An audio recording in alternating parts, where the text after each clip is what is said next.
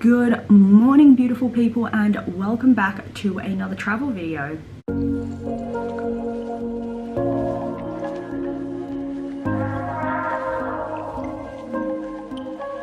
This time round I am doing a quick 4-day trip to Melbourne. Now this started out as a sister trip, so it was like me and my sister, and then we started booking our stuff and Mum found out about it and she wanted to come along with her sister, so I guess it's a double whammy. So I am all packed. I did the bulk of my packing the last couple of days. I'm taking one carry-on baggage, one check baggage, and a handbag because I'm hoping to shoot a little bit of content while I'm in Melbourne. Our flight was a 10 a.m. departure from Sydney, so we actually arrived to the airport about 8:30 in the morning.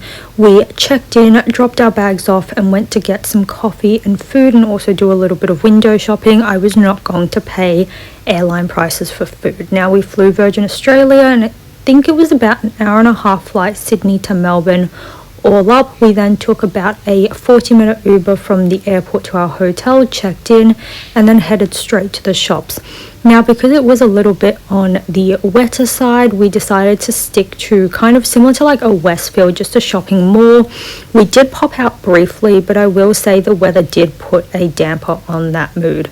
We went to W Cosmetics and picked up some Korean skincare as well, had dinner, and then got another Uber back home to the hotel. Day 2 started nice and early for my sister. We took a brisk little stroll into the city and had breakfast at Higher Ground.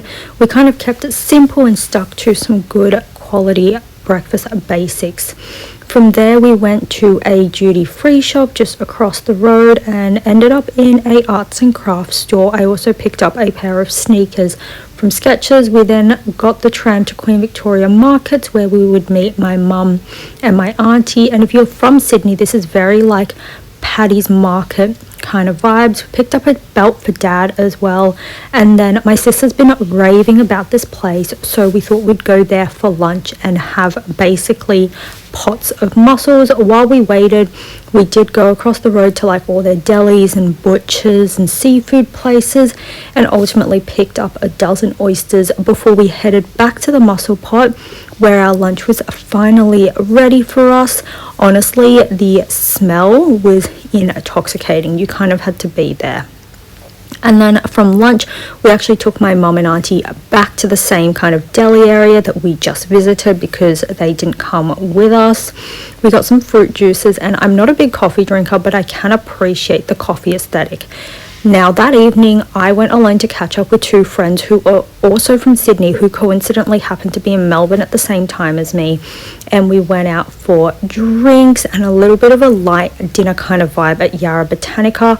Then we would walk across the river back into the CBD, and then we got dessert together, and I rounded off the night watching MasterChef the Grand Finals, which I will say is a program that I haven't watched in years, and it just coincidentally happened to be the grand final on the second night we were there, so we kind of enjoyed that as a little memory, my sister and I.